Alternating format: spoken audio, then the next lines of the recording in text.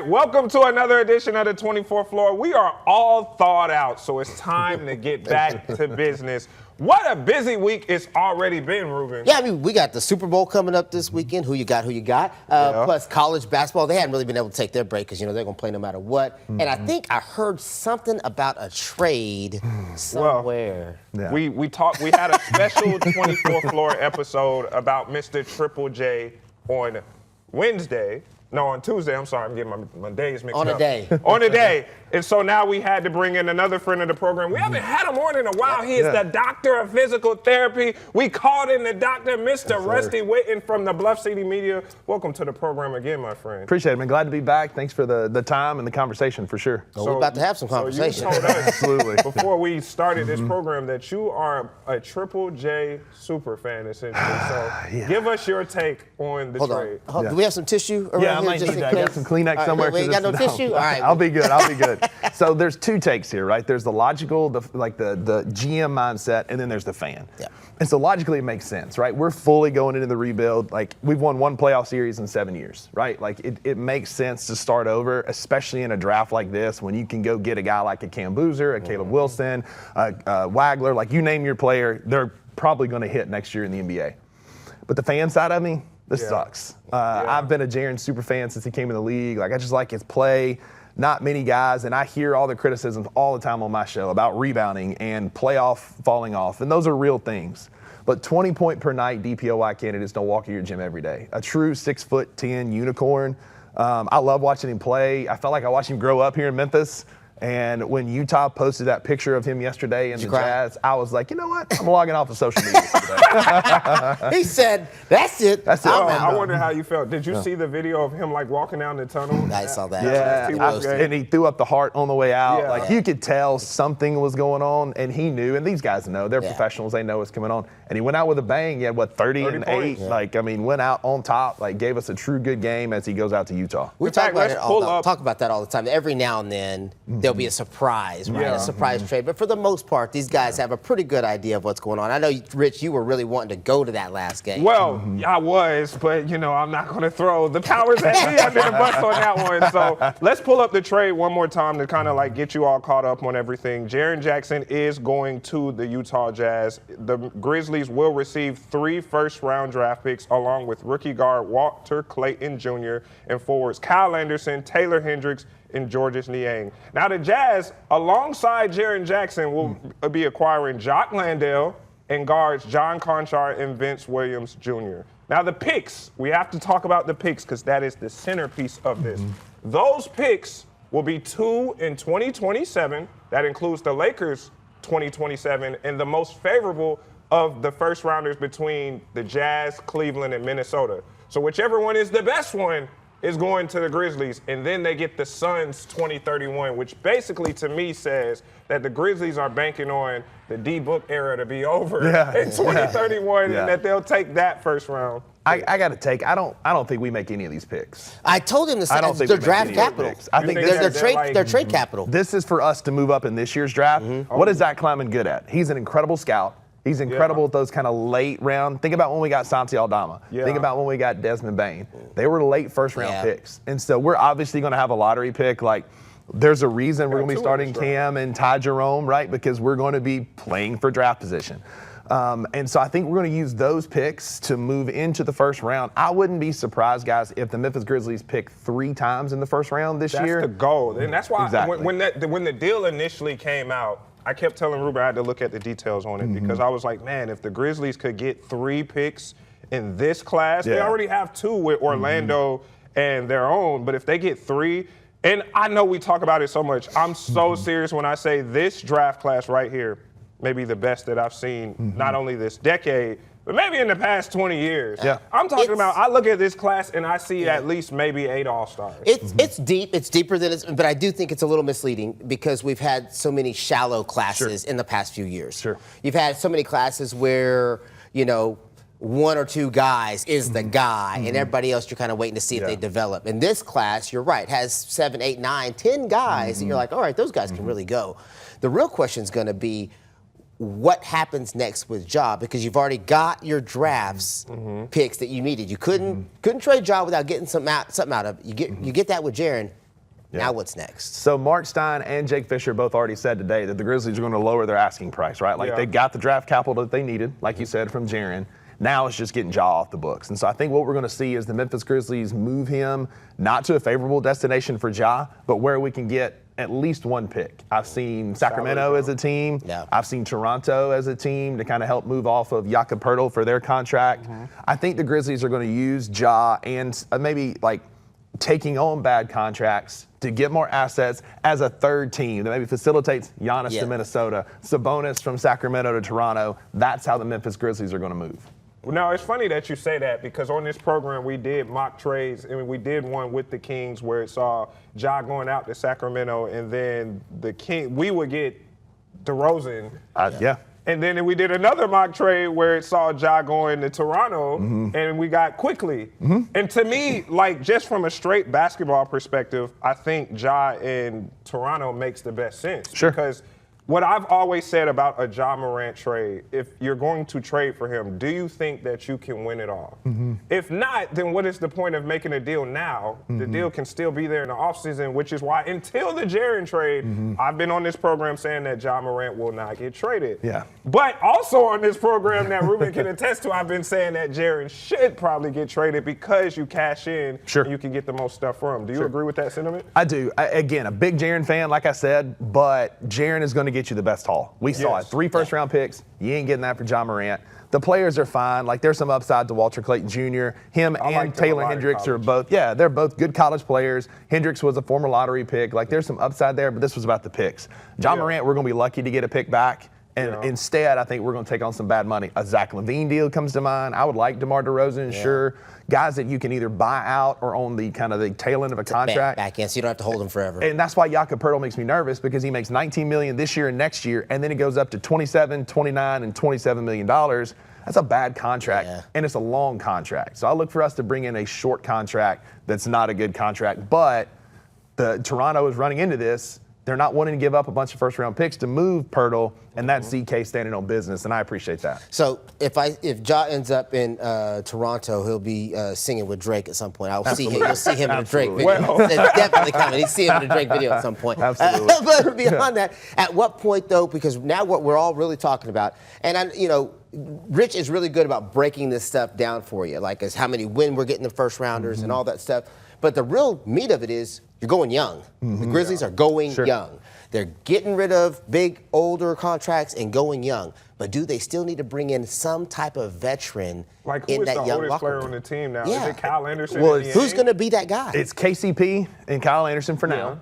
KCP is another bad contract. $21 million for a guy on a rebuild. To me, we have a vet on this team, and he's costing us less than $10 million in Ty Jerome. Ty Jerome is a guy that can be that veteran presence. He's a 10-year vet in the league. I don't know if y'all have watched his first couple of games back from injuries. They've been great. So he's a guy that can be a playmaker for us coming off the bench. He can be a veteran that helps us in that rebuilding process because he's cheap. I don't want an expensive vet that's going to stick around like a KCP. I love you, KCP. Kenny, you my guy. That's my guy. But, you cost a lot more money than Ty Jerome does. It's still business. It's still business. And so I think that we do need a vet to kind of help with that. And I'm all in, as I was telling y'all earlier, on collapse for Cam, disaster for Devansta, whatever your pick is. I'm all winless for Wagler, whatever you want to do here. Let's do it. But let's keep Ty Jerome on that really good contract as a vet who can get you a bucket. That's a good point. Just looking at it all, I was thinking about it when the Jaren deal was done. I was like, dang, the Grizzlies really don't have any bigs now because Edie is hurt. Jock was gone, and Jock had got an elevated presence because of the injuries. And I'm like, dang, they got Georges Niang. They got Bang Bang Niang. I've got a better NBA body than Niang does. That's not saying we were joking with our GM, and we was like, man, they can suit you up and you can go out there. He's like 6'7". I was like, you can go out there and go hoop. So I do need to make a correction on your show here. On my show, I have been standing pretty hard to start Gigi at the 3. I should have been saying Gigi at the 4 because Gigi is going to be your power forward. Get ready to learn center, Santi Aldama, because that's where we're going to be at. And that's what your front court is going to be. Again, guys, the goal here is not to go get in the play-in, right? Santi Aldama minutes at center gets us closer to Cam Boozer, Caleb Wilson, whoever you want to get. I think you got to send that message to the fans again because I think true die-hard, watch it everyday fans get what's about to happen. But casual, I want to go catch the Grizzlies and have some fun fans, don't understand what you're talking about. So tanking teams can be fun, right? Like we've seen the Hornets were really fun last year, and look, they're actually getting kind of good this year. Like we were kind of fun to watch with Gigi going off a couple of years ago.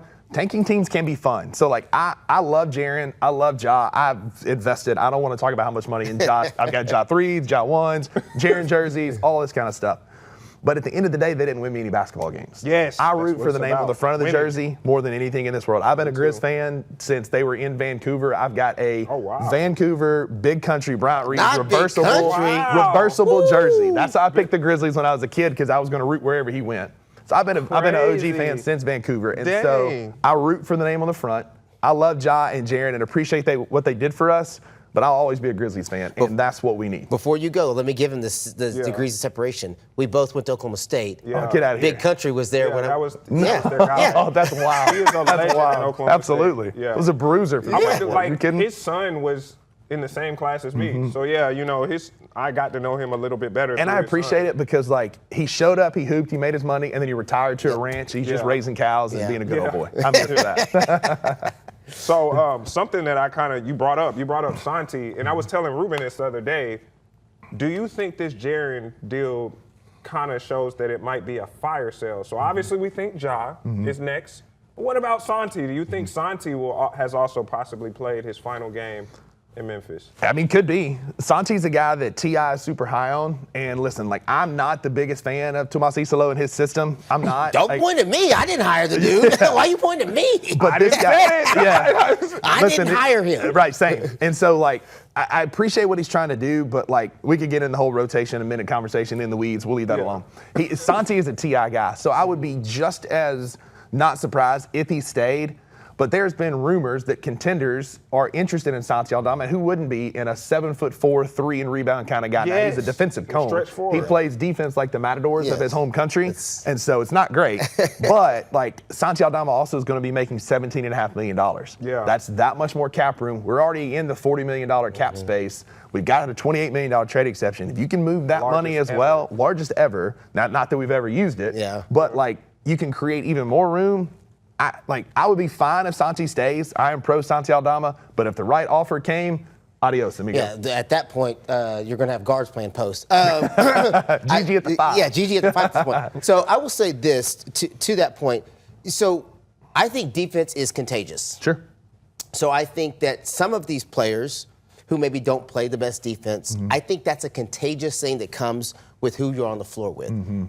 When you're playing with a Marcus Smart, you have to play hard. Sure. Because you're going to look real stupid when he's the one out there diving on every ball and locking up all the time. So I do think some of these guys who maybe don't have the best reputation for some of the energy maybe they played with, that can change when some of these new guys come in. Sure. And when T.I. gets to put his system fully in place. That's the conversation we had, was that maybe some of the veteran pieces don't fit the system that the coach wants in place. And that might be ultimately what decided them to say, time to clean house. And I think this is kind of a stamp that we're going to get another year of Tomas Isolo. I really Let do. me point at you now. I told you that. As much as I don't like it, I think that's what we're seeing here. We're going to give it a fair shake. Because listen, Zach Kleiman didn't run out the previous coach to give T.I. 1 year, right? Like, this is a thing. And so getting guys that fit the system is going to be what we do.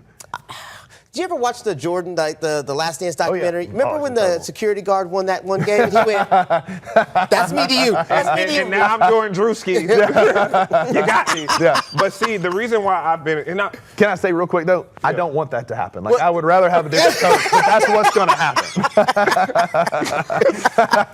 Now I got to do the Brian Windhorst. So we give the grace of first. We give a lot of grace to first-year coaches, but I have seen, you all have seen in this league that coaches get fired for nothing. We saw Adrian Griffin in Milwaukee. They were winning, and he was fired. Taylor Jenkins was winning. He was fired. Mike Malone was winning, and he was fired. Tomas Isolo, you are not winning. You are blowing leads in the second half. Why? And the fan base is fed up. Sure. And so, of course, an organization is about making money, but you want to make money by listening to the fans because the fans are the ones that make the money for you. So if the fan base is like, we got to get this guy out of here, then I could easily see that the Grizzlies are like, you know what? let's just tear it all down and start over again? I hope so, because I'm sick of watching. We've watched the NBA now. I've been watching it for my whole life. NBA's been around for 80-something years, and the research shows that best on best is what win games. And when we've got Trey Murphy outplaying Cedric Coward by 8-10 minutes, where Jaren's only getting 32 minutes a night, Ced's getting 28 minutes a night, like, I'm over here punching air because, like, what are we doing other than tanking? Like, that's what makes sense. If we're trying to lose, and spoiler alert, we kind of are. But at the beginning, it didn't feel like they were trying to lose. And I understand. And what really kind of put me off on Tomas officially was he gets up there and he lectures us about short-term, medium-term, and long-term results. Buddy, the short-term results were awful. Yeah, the medium ones are getting worse, and it ain't looking good for long-term. So don't lecture me about that being stuck in your system when other teams are doing what has worked. I don't know. Again, I'm just a dude who talks about it. I don't actually coach. But when your best players play more minutes than your bad players and or the same that the other teams, you have a better chance of winning. So what I said all along to this was the reason I could see them keeping him was going to be because at the Ja trade, hey, we're willing to trade Ja, that was a line in the sand. Sure. That was either get on board or find somewhere else to play. Sure. From a corporate standpoint. Then it became obvious to me at that point that it's not going to work. Now it's time to start trading and clearing house. That's where the Jaren trade comes in. Exactly. Ja's going to be next. What it sounds like to me, what I felt like was that front office is going to say, hey, you couldn't get it done with this group of guys because these aren't your guys. These aren't the guys that are going to work in your system. These guys didn't come in and decide they're going to work in your system. We're going to give you a chance to get guys to work in your system. And if your system doesn't work, then you're gone. But I could see them giving him another year just for that reason. Just say, okay, it doesn't appear like these guys wanted to buy into what you're doing. So it doesn't matter what you say. If you say go left, they're going to go right. Right. And so then that creates that friction. You guys very well know that creates that friction where now you're subbing guys out that you maybe wouldn't sub, but you're subbing them because they're not buying in. They're not doing what you're asking them to do. They're not running it the way you want to run it. So it's kind of a petty back and forth game. I was at the game on Halloween when Ja quit. When T.I. called him out in the locker room, I was there. Very frustrating to watch that. And so you're absolutely right. We're also asking guys like Jalen Wells, John Conchard, no offense, Jitty, Jock Landale to play in roles that they're not meant to play in because, A, our coach has a philosophy where it's like hockey line rotations where you're in and out quickly. I hate that. We're also injured, beat up. Like, we can't not talk about that. But, like, when your superstar is quitting mid-game because you hold him accountable, and then you have a ton of injuries, like, you can't keep doing and trying to outsmart everybody. We're a small market. I get that. We don't have the same talent level other teams do, but you can't outsmart the room when half of your room is out in a MASH unit because you've been beat up and you're injured. Like, you have to play Cedric. You have to play Jaren more in order to win these games unless you're trying to collapse for Cam. Collapse for Cam. I am so glad I learned about that one, man. I'm big on Cam Boozer. I said it in our special that Cam Boozer, I think he has it just because of the lineage, his dad being Carlos Boozer. So like guys like that I've always kind of been high on. Even on the football side, I like Shedeur Sanders because of Deion, but Does we're that not mean going to you go like there. Bryce James too? Oh, well, he's got some lineage. That brother. Should we take a break on that one? we probably should. If I go on my Bryce James and Bronny James tangent, oh man, I'm gonna be like Stephen A. LeBron. He ain't gonna like me, man. All right. Thank you so much. Enjoyed it. Appreciate it. First time I've been on the show, Rusty. So I appreciate it. Great insight, great take. Appreciate it. And again, agreed with me on most of what we said. We're talking about. Appreciate you having me. All right, we're going to take a quick break, but before we go to break, we have to look at what our guy Ezekiel Telemaco had sent out about Mayor Young responding to his take on the Memphis Grizzlies. We'll play that. He will definitely be missed, and we know that he'll always have a home here. Drafted at just 19 years old, Jaren Jackson Jr. spent much of his adulthood right here in Memphis. And while many praise what he brought to the Grizzlies on the court, Mayor Paul Young says his impact off the court may be just as lasting. His impact off the court was equally powerful. If you look at the investments he's made with the Civil Rights Museum, how he's invested in camps for our young people, invested in coaching with our young people, those are the things that we will really miss as a community. And we're hopeful that he will continue to do some of those things because we got an opportunity to watch him grow up. grow into a man, and we're proud of him, and we'll forever will be. From a basketball standpoint, Mayor Young says the Grizzlies still have a reason to be optimistic. I still think the future is bright for the Grizz. It hurts to see Jaren and Conchar and the rest of the players leave that were a part of this trade, but we look forward to welcoming the new players that are coming. And we also look forward to having those draft picks that I know we'll be able to put to good use in the future. And as the Grizzlies turn the page, one longtime fan says that he remembers when we interviewed him on opening day. Jaren is a big part of what we're trying to do. He's a two-time All-Star, and you bringing him in with a healthy job, the sky's the limit. And despite the shortcomings this season, Antonio Braxton Sr. says that Jaren Jackson Jr.'s legacy in Memphis is secure. Jaren, you will forever and always be a Memphian. The fact of you coming here, giving your heart and soul to the city, we are always going to be indebted. You're a two-time All-Star. You left everything on the line. But the thing that I'm proud of is what you embody off the floor. You know, you was all about your fans and the kids, and you always took that time. So much respect to you and much success in Utah.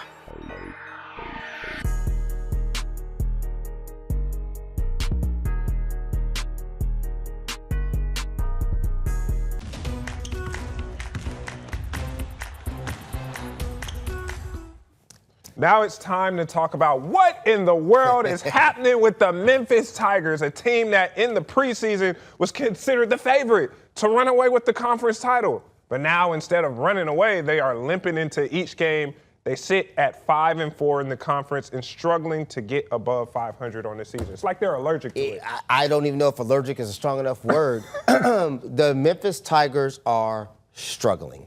And they are struggling for a variety of reasons.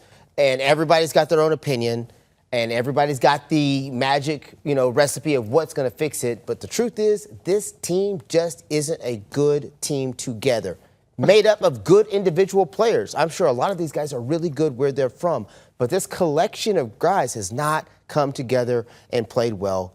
I mean, you talk about after the loss on the road to Florida Atlantic, they pick up a couple of wins. Bounce back against Florida Atlantic. We got the highlights. Then they take two losses. Then they bounce back against Florida Atlantic. Then you lose to Tulane. So let's just recap it all, because like I said, it's been a minute. It's been a minute. So a positive note that you could have said about the Memphis Tigers were they were undefeated in conference play at home. Yes. And it looked like they were well on their way to just defending home court consistently. Looking at they dominated FAU 92-65. In the presser, I'd even told Coach Hardaway, I was like, that get back is something, ain't it? Especially since they lost to FAU. Doug McDaniel scored a team high 23 points. Sincere Parker had 21 points off the bench.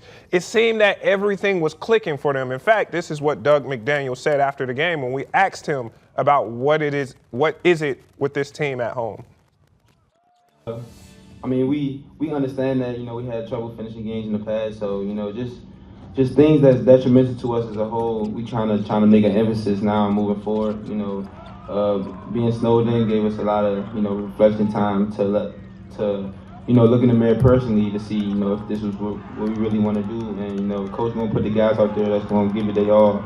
And he knows what he wants and he knows what it looks like.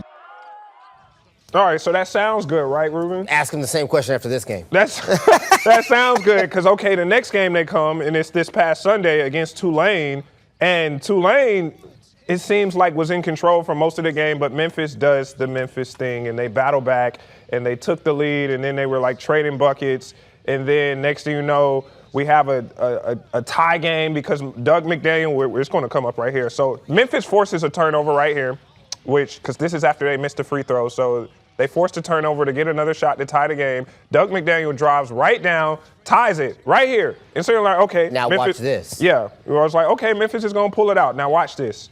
This guy is essentially Ruben going to go coast to coast. Yes. With a little pressure defense and then a wide open layup. Too easy. And then on the ensuing play, watch it right here.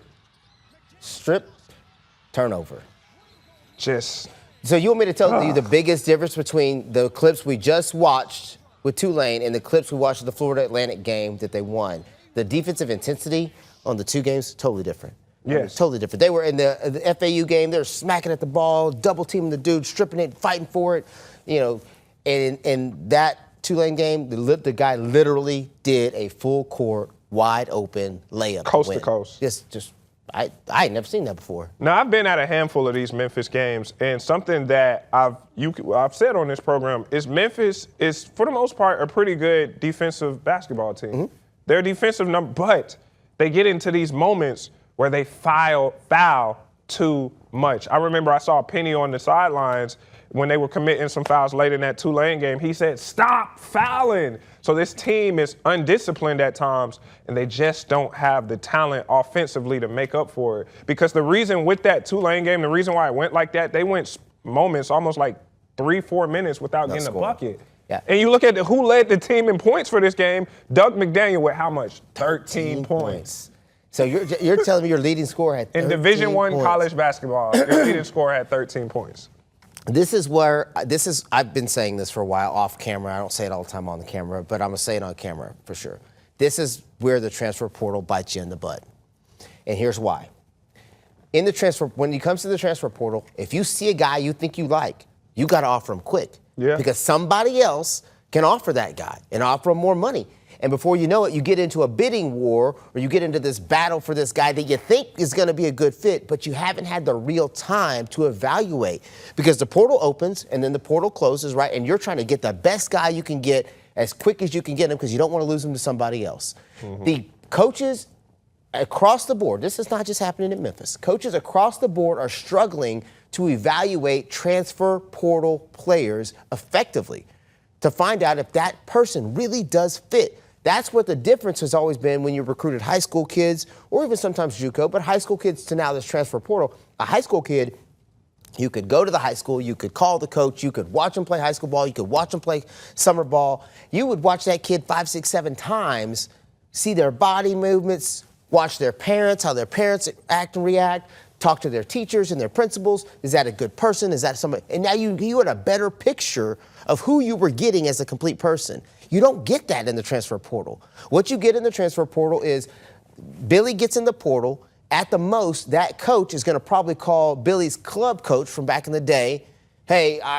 or the club coach is most likely going to call the head coach and say, hey, Billy's getting in the portal. Here's somebody you're going to want. And then they're going to have a conversation. Of course, the club coach is going to sell him. Hey, great kid. You're not going to miss. You're a can't miss kind of kid. And then they're going to get into that bidding war instead of, let's stop and let me watch film for 2 or 3 days on this kid. Yeah. Doesn't happen anymore. Yeah. Jeez, man. So this is not the end of what you're seeing. This is not the only team struggling to shoot the ball. It's not the only team struggling to find their fit within their system. It's happening all across the country. Jeez. And now we're getting to the point where now we're pulling players from the G League. And you just sue your way through it, you know what I'm saying? Be like, no, you can't do that. Well, we'll take it to court. Oh, temporary restraining order. In the meantime, they're playing. Oh, man. I'm glad Penny hasn't sunk to that level. But you almost think of maybe Penny should start going to these G League Memphis Hustle games. He might find some players there. You know how frustrating it's got to be for a head coach when, okay, and it's at the end of the day, the head coach is going to offer the kid, but it's the assistants and the recruiting coordinators who initially create all that. Yeah. Right? So part of what's going to happen is all of these staffs have got to decide how they're going to evaluate transfer portal talent. What are our metrics? Not just points the kid scored at the other team or the highlight reel that I saw. What are the metrics that we're using now to measure these kids and decide if they're good enough players for our system? What is our culture going to be for our system and our program going forward? And does this kid fit our metrics and our culture? The culture part has been washed away with the transfer portal because you're bringing in these guys for 1 year at a time. How do you build culture? So that's the other part that Penny's battling. This is a culture city. Yeah. Right? The Grizz. The Tigers, this is culture city. Yeah. It's not one and done, come in, get your money and bounce. This is, you got to buy in to be successful. Do you think that's why it's kind of good that he did say that he's going to go back to the roots of recruiting locally? Because I think about it, like something that obviously is known about the Memphis Tigers, they can't keep a starting lineup. I swear they've had like 15 different starting lineups this season. It's like, okay. In this Tulane game, you know who was in the starting lineup? Julius Stedford, a Memphis kid. And guess what? He came out of the starting lineup last, which you know they usually save their starting lineup announcements for the big guy. he's the big guy because he's the local product. And when they announced his name in the starting lineup, it got a bigger round of applause because he's a Memphis kid. So I think Penny understands, like, hey, and I remember what Penny said, like, in the first press conference, or like one of the first press conferences of the season. He was like, guys like Julius Stedford, those are kind of like the basis, the foundation of the program. And I think he was obviously talking about the way how Thetford plays on the court, but also being a Memphis kid. So I think Penny has kind of tipped his hand to what he kind of wants out of the program. But I've always kind of been back at the point, like, yeah, you can recruit locally and that might get more fans in the stands. But at the end of the day, it's about winning. It's recruiting locally and getting kids from the Mid-South. That's all fine and dandy, but is it going to equate to winning? So I'm going to tell you right now, just because a kid lives down the street doesn't make him good enough to play at your program. Correct. Straight up. I think we all understand that. But if there's a kid in your city or in your region that is good enough to play in your program, you want that kid in your program. Like a Fred Smith Jr. at Briarcrest. Yes, 100%. So what I think should start to happen at this next level, particularly at what we call the mid-major level, we call it the mid-major in basketball, right? Particularly at that level would be the transfer portal would be a place you could go get veteran players to fill up your roster. Hey, I need a guy who can come in who knows how to play college basketball, who can be that one or two of those guys who can be kind of our staples, our pillars around. Yeah. But we're going to build this program, yes, around these young guys, these recruits that we've spent time that we're invested in. The reason coaches can't do it or don't do that as much is because these freshmen know they can get in the if I don't play, I'm hitting the portal. I'm hitting the portal. So it's hard to build your program when you got guys who, when the kids aren't willing to stay. So now you're in this rat race, in this cycle where you're having to go get these guys. I wish there was a complete reset on it where people would understand the buying into a program. When you take a job somewhere, right? You take a job and you say, okay, I've signed a 3-year contract. I'm going to try to do X, Y, and Z in my 3 years here. You don't go take a job, sign a 3-year contract, and say, man, I didn't get it in my first month. I'm trying to get out. Yeah. That's what college basketball is now. Yeah. And I mean, I think probably a thing that I was thinking about, especially since I have started really dipping into high school basketball here in the area, I came to the conclusion that every 4 or 5-star kid in the Memphis area should have the Memphis Tigers in their Final 3. At least, I think for Penny, if that's what he's all about. So a guy like a Fred Smith Jr. at Briarcrest, a guy like a Joshua Huggins at Briarcrest, those guys should be Memphis Tigers. Now, obviously, they'll play where they want to play, but those should be the guys that are on Penny's radar, and you just continue building around guys like that, like what Ruben said, and then now you're using the transfer portal to kind of supplement. You'll bring in guys who probably wasn't getting the best playing time at other schools, and you'll bring them back here because that's what Aaron Bradshaw was. Yes. Aaron Bradshaw came from Ohio State. Yep. He wasn't playing like that, but he came from Ohio State, Big Ten.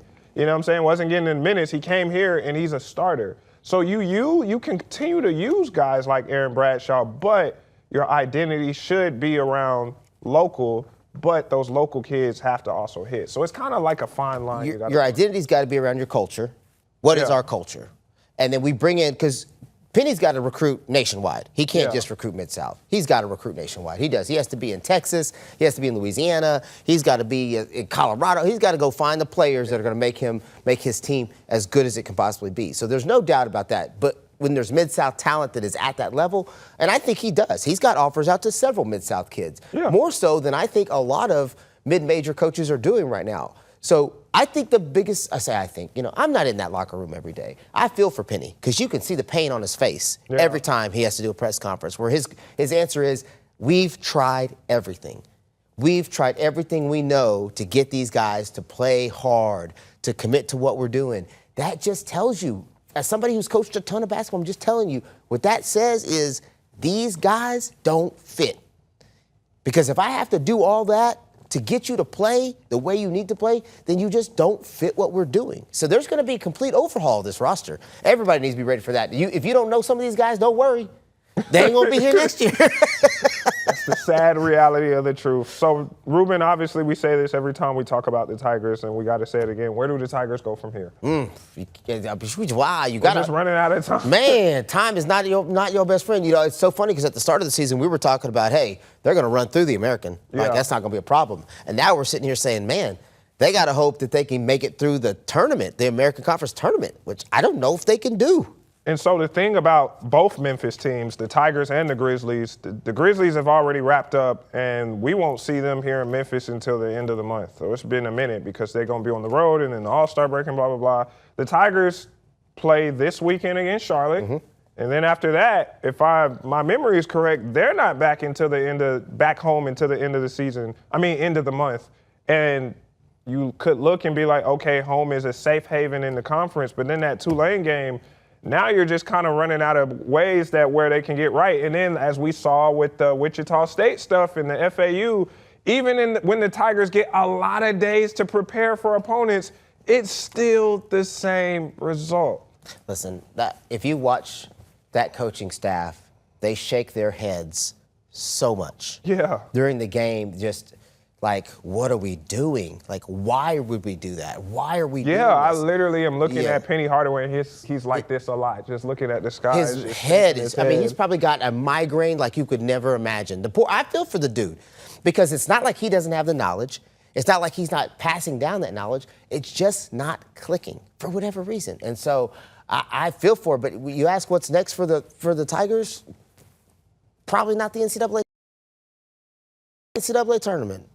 Get ready to learn NIT. Time for a quick break. When we come back, we're going to talk about Ole Miss, and they're not doing that much better. They in the same boat.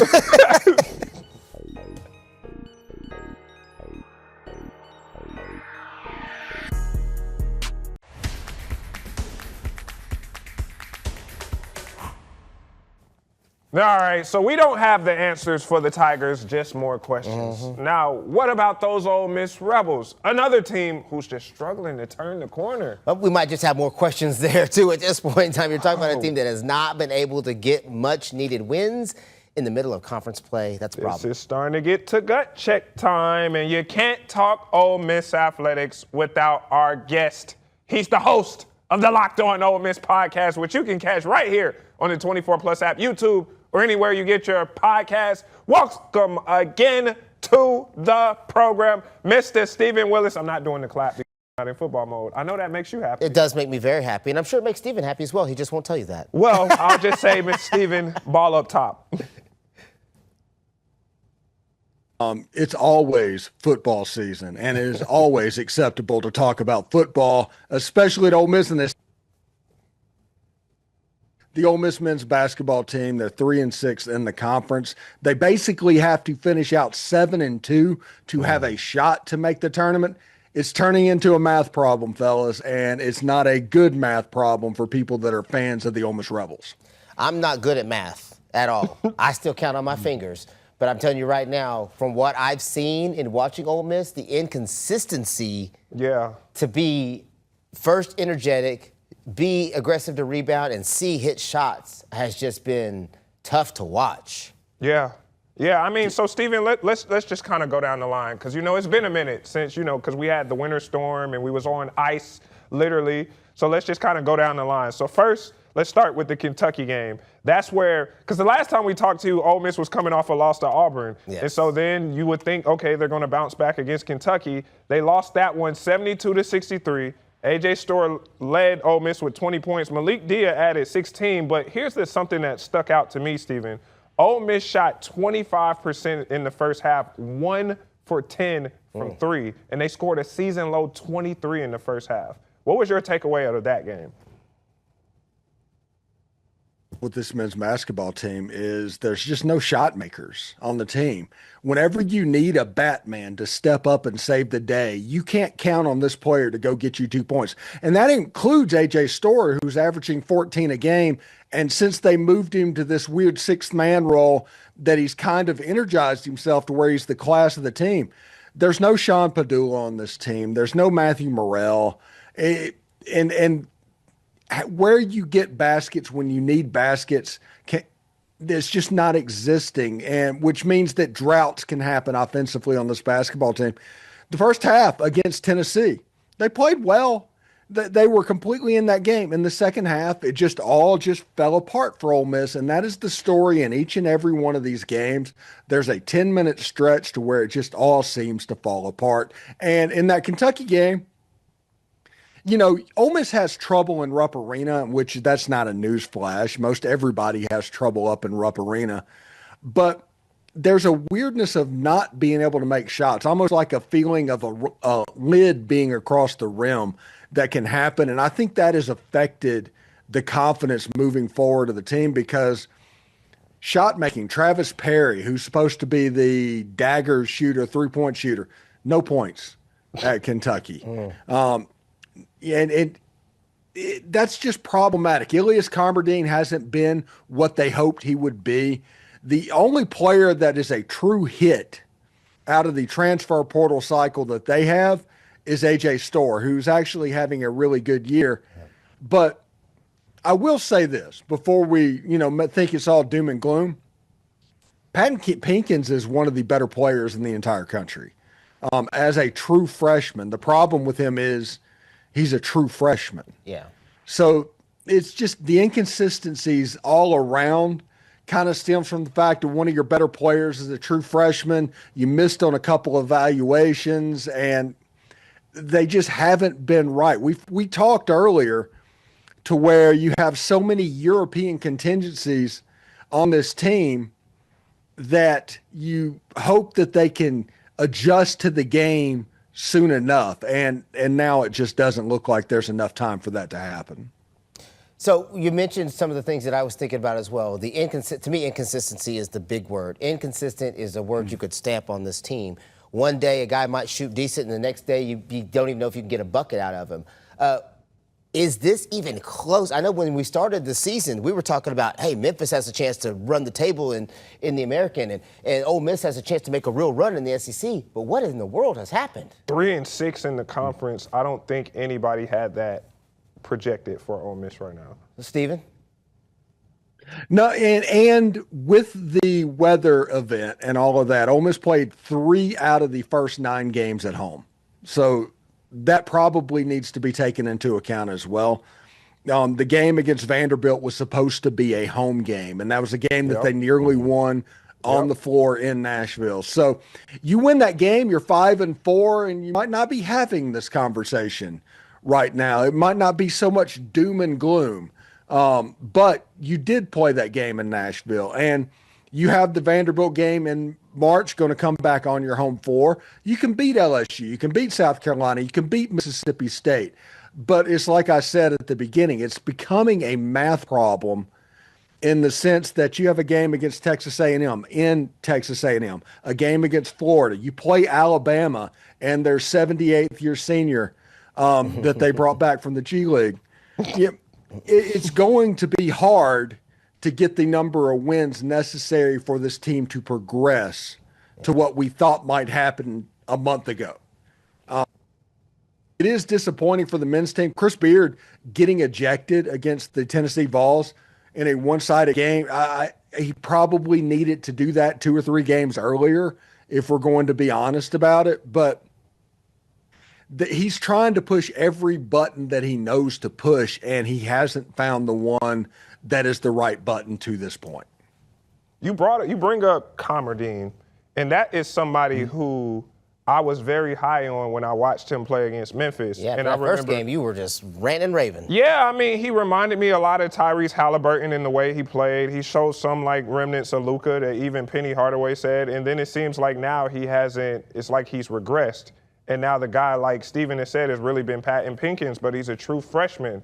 So Ole Miss, I mean, I know we make a lot about, like, scoring. This team just doesn't shoot the ball well. I mean, we're seeing the same issues with Ole Miss that we see with Memphis. These teams just aren't shooting the ball well, and it seems like when the shot isn't falling, guys are getting low on themselves, and now they just really can't make the stops. You look at that Tennessee game the other day, like, Tennessee was up 67-51 late second half, and it just seemed that Ole Miss was just debilitated. And it seems like Chris Beard, when he got ejected, he was trying to rally the troops. And I don't know. It seems like Ole Miss and Memphis now has the same problem with a really good coach can't motivate the players. I think that, and I've been on this this for a while. When we're talking about this, not just Ole Miss, but Memphis and a lot of these programs, you're saying right now, hey, our best player is probably a true freshman, a guy that we were able to actually evaluate correctly because we were able to watch several games of him in AAU, several games of him in high school. We were able to evaluate that guy correctly. We had a handful of transfer portal guys, and one of them has panned out to what we thought it was going to be, which I think is very indicative of what the transfer portal era of this basketball life is like. You're going to go get 3, 4, 5 guys and hope one of those guys really turns into something. I'm hoping that some of this struggle across the country, this isn't just happening at Ole Miss.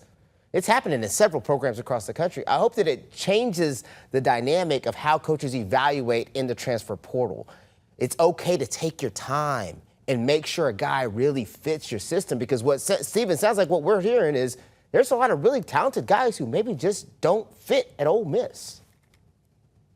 Yeah, and the transfer portal provides a little bit of variability on what can happen. It's much more volatile than the traditional high school method, not necessarily the one and done, but like the old school days when the 90s were happening and Chris Paul and all those guys were playing, where you lasted 3 years in college. There would be a little bit more continuity. In the transfer portal, there's much more volatility to where if you miss a player or two, all of a sudden you can go from here down to here pretty quick. And I think that is what's happened. Whenever Ole Miss, they had just a slam dunk with Ilias Kamerdine, and it hasn't quite worked out. Now, he's a decent player. He does all right, but he isn't what they were expecting when he arrived. And also, there's a rebounding problem with this Ole Miss basketball team. And when you have a team that doesn't shoot particularly well and then doesn't get on the glass, you're going to have trouble winning games. Yeah, I mean, I completely agree. This team, it seems like it's get out-muscled. I've kind of expected more from Malik Dia as a guy that I thought was going to really kind of help on that regard. And, Steven, I mean, we're sitting here and we're in the top of February. Next thing you know, March Madness is right around the corner. What do you think it takes for Ole Miss to be able to play in March Madness? Like, if we're sitting here now, they're 11-11, 3-6 in the conference.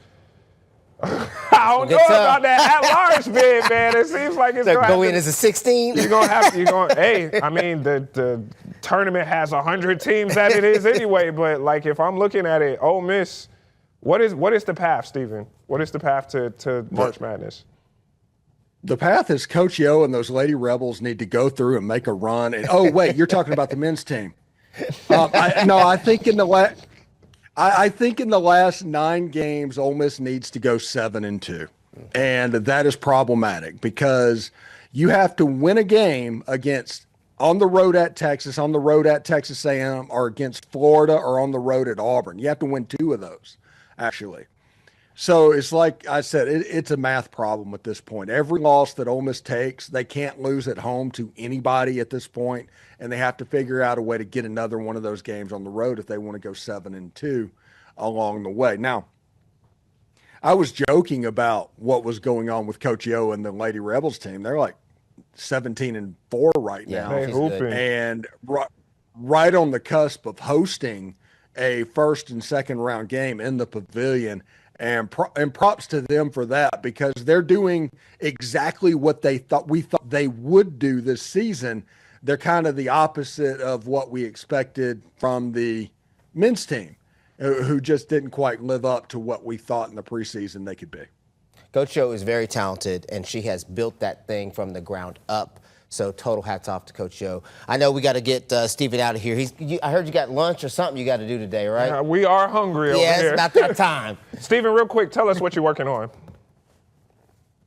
Well, we're obviously still paying attention to the transfer portal because everybody talks about the winter storm that happened. Well, Ole Miss is supposed to be done with drop ad on February 2nd. The drop ad date is going to be at least February 15th, which means Pete Golding can actually bring in people from the transfer portal until that date. So we're going to at least be paying attention to see if anybody is available. We'll talk about the new signings. Today is National Signing Day, this Wednesday. So we'll talk about that a little bit as well, and continue to talk football, continue to talk basketball. We have Tim Thomas a little bit later on Wednesday, and by the time people see this, you can go over to the Locked On Ole Miss page and see a former player's reaction to the Ole Miss-Tennessee game, which was It was forced positivity. All right, Stephen, you are the man. We appreciate you so much for your time. We're going to take another break. When we come back, we're going to talk about the best things we saw. Yes, from a monster dunk to a coach's crash out. We'll break them down next.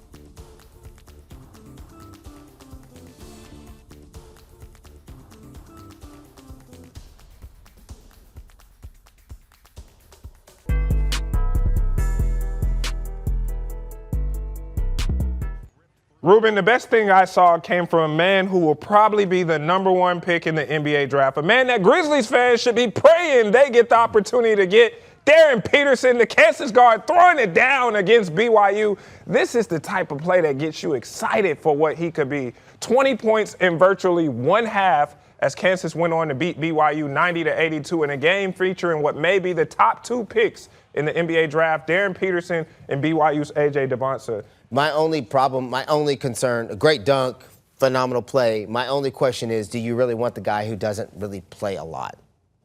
Yes.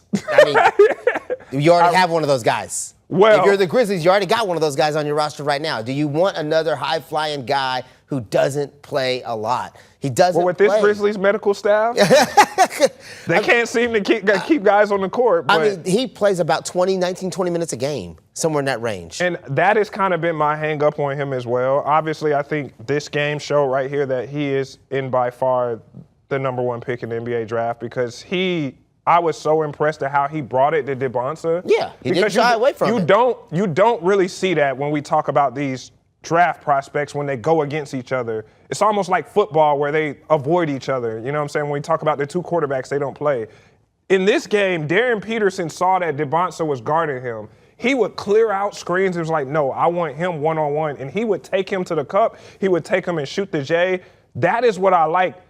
In a way, though, I kind of do think that Darren Peterson, and it goes back to what we talk about with this NIL and protecting the future, is he basically kind of doing load management for Kansas? Yes. Well, I mean, they're talking about he's got cramps. How bad is those cramps? I've seen dudes with cramps. They stop.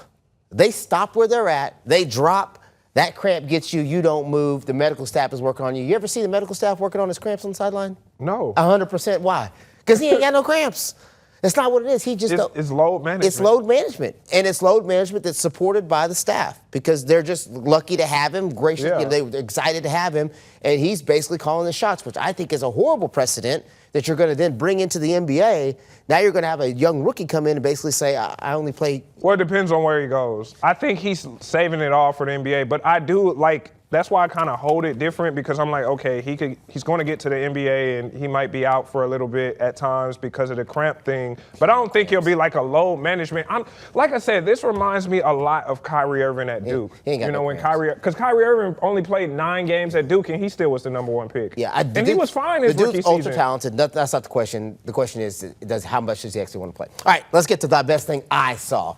In We case you alluded to didn't it. see it, this happened Tuesday night. Excuse me. We talked about Ole Miss earlier. This is Coach Chris Beard saying, I've had enough. He got ejected in the game against Tennessee. Serious crash out in the game against the Vols. The Rebels were already losing. Coach had had enough. After a non-call, he rushed the court during the play, crashed out all the way, and then came back. Look at how he shoved dude. Man, listen, I can't wait. I wish I knew what my wife asked me what I thought he said. I said, boy, he said a bunch of 4-letter words in that huddle, I promise you right now.